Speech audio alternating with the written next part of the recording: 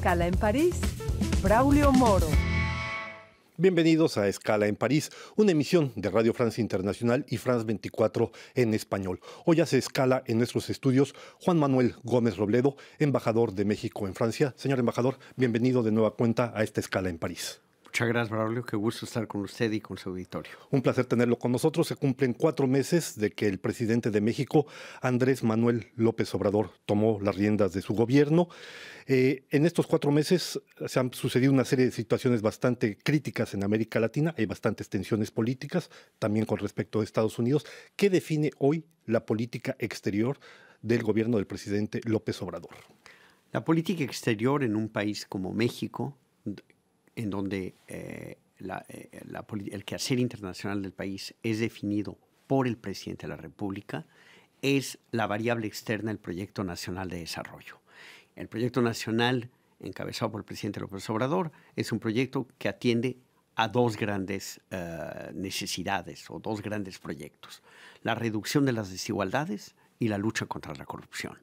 En ese sentido, la política exterior buscará allegarse de los mejores recursos, de los mejores instrumentos de cooperación, del mejor diálogo político con los países con quienes tenemos relaciones, para consolidar lo que requerimos para lograr este Proyecto Nacional de Desarrollo. ¿Qué diferencia la política exterior del gobierno de Andrés Manuel López Obrador de su predecesor, Enrique Peña Nieto? Bueno, lo que le digo, un cambio de énfasis, un mayor énfasis en la reducción de la desigualdad y, por tanto, por ejemplo, el presidente ha creado un consejo asesor para llevar muy de cerca la Agenda 2030, los Objetivos de Desarrollo Sostenible, y empatarlos con el Proyecto Nacional de Desarrollo. Y en esa medida, la relación con Naciones Unidas va a ser aún más fuerte en términos de obtener el apoyo de Naciones Unidas para un mejor cumplimiento de la Agenda 2030. Embajador, eso es con respecto a las Naciones Unidas. Con respecto a sus países, a sus principales socios, hay ciertas tensiones. Una tensión, por ejemplo, con España. Hace unos días el presidente López Obrador planteó la necesidad de que España, así como el Vaticano, se disculpen, pidan perdón por lo que fue el proceso de conquista, por las víctimas que generó ese proceso.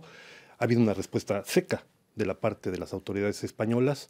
¿Qué nos tiene que decir a este respecto?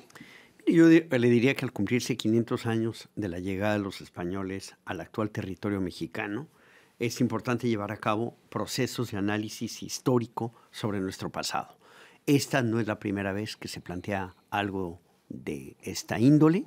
Le recuerdo, por ejemplo, que en 1992, o acercándose el año 92, cuando se conmemoraban los 500 años de la llegada de Colón a tierras americanas, se debatió. El llamado descubrimiento. El llamado descubrimiento se debatió ampliamente entre historiadores, entre filósofos, al interior de los gobiernos, la cuestión de saber si debíamos seguir hablando del descubrimiento de América o del encuentro de dos mundos.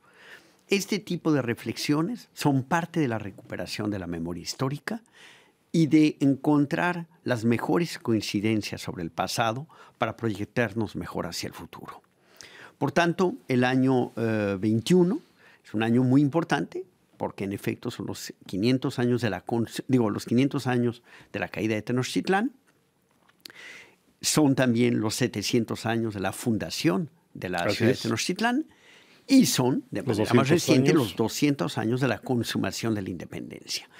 México tuvo ya una celebración en 2010 en torno al inicio de la gesta de la Guerra de Independencia, celebración que no dejó demasiado buenos recuerdos, fue algo que no resultó como debía haber resultado, y a mí me parece una muy buena oportunidad que en 21 retomemos este tipo de reflexiones en torno al pasado y a los valores compartidos que tenemos con España. Ahora bien, dado que esto va a tardarse 2 años hasta el 2021, ¿no hay el riesgo de que precisamente sigan produciéndose esos roces, notablemente con las autoridades españolas y con el Vaticano, por ejemplo?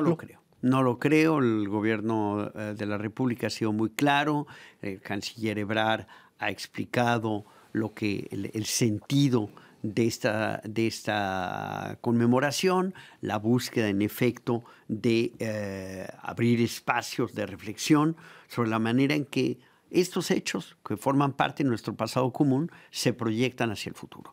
La relación entre México y España es inmejorable, es absolutamente es buena en todos sentidos. La cooperación entre México y España es extraordinaria. Y hoy en día yo diría que desde que reanudamos relaciones con la Santa Sede, la relación con la Santa Sede es también muy importante. Somos aliados en una serie de causas en las Naciones Unidas, por ejemplo, el tema de la migración. El Vaticano ha sido uno de los actores internacionales que mejor ha apoyado el Pacto de Marrakech. Qué mejor ejemplo de la identidad de puntos de vista, de la afinidad que tenemos con la Santa Sede. Ese Pacto de Marrakech que fue aprobado justamente a principios de este año, que tiene que ver con la migración regulada. Si, a este respecto, embajador Gómez Robledo, hay tensiones con el gobierno de Estados Unidos. Usted lo sabe, desde octubre pasado se han producido diferentes caravanas de migrantes de Nicaragua, de Honduras, Salvador, Centroamérica en general, que atraviesan México para buscar llegar a los Estados Unidos. El presidente Donald Trump se niega a abrir su frontera, son finalmente indocumentados ilegales, dice él, son migrantes ilegales, amenaza reiteradamente con cerrar la frontera. ¿Cómo aprecia el gobierno mexicano esto, sabiendo que cada vez que se le pregunta al presidente López Obrador el tema, dice no habrá roces con Estados Unidos? Bueno, en efecto es una postura que ha tomado el presidente de la República, que es de cautela, de prudencia. No podemos de la noche a la mañana cancelar el diálogo absolutamente indispensable que tienen que tener dos vecinos con una frontera tan larga. Con más de 3.000 kilómetros. Con tal cantidad, sí, 3.200 kilómetros, con tal cantidad de asuntos que le son comunes, una relación perfectamente integrada. Por esa frontera circulan todos los días 500.000 de vehículos. Es la frontera más transitada del mundo. La frontera más transitada del mundo. El comercio entre México y Estados Unidos se calcula equivale a $1 millón por minuto. Eso no se cambia de la noche a la mañana y requiere en efecto una actitud prudente, cautelosa de los gobiernos. El gobierno de México ha optado por no ceder a la tentación de querer contestar a todos los mensajes que se reciben en redes sociales cada día. A mí me parece que eso es lo que deben hacer los gobiernos responsables que quieren mantener una relación de intercambio fluida como debe serlo entre dos vecinos. México es un muy buen vecino de Estados Unidos. Yo creo que Estados Unidos no podía haber imaginado mejor vecino que México en su frontera sur. Pero el presidente Trump es un buen vecino para México. Estados Unidos es vecino de México, tenemos una historia compartida, tenemos muchos intereses económicos, comerciales, culturales, humanos en común. Tenemos que seguir administrando la vecindad. Desde la época del presidente Roosevelt ya se hablaba de la política del buen vecino. Pues México ha sido un buen vecino y seguirá siéndolo. Embajador, el presidente López Obrador ha insistido mucho en que la mejor política es desarrollar el empleo, que está dispuesto a recibir a esos miles de migrantes que llegan a México, 75,000 solo en el mes de febrero, según la ministra del Interior, sí, la señora Sánchez Cordero. Ahora bien, se están generando tensiones al interior de México. Usted hablaba, la política exterior es la continuación de la política interior. Hay tensiones, hay manifestaciones ya en la frontera norte de México. ¿Ha habido protestas en el sur? Sí, pero eso ocurre en todos los lugares del mundo donde de pronto se ven las comunidades con una realidad nueva de la llegada de personas que no son de esa comunidad. Lo tuvimos hace unos años con la llegada de un grupo importante de haitianos a Tijuana. Mire, lo que hay en efecto de parte del gobierno del presidente López Obrador, la decisión de aplicar el Pacto de Marrakech. Es decir, vamos a...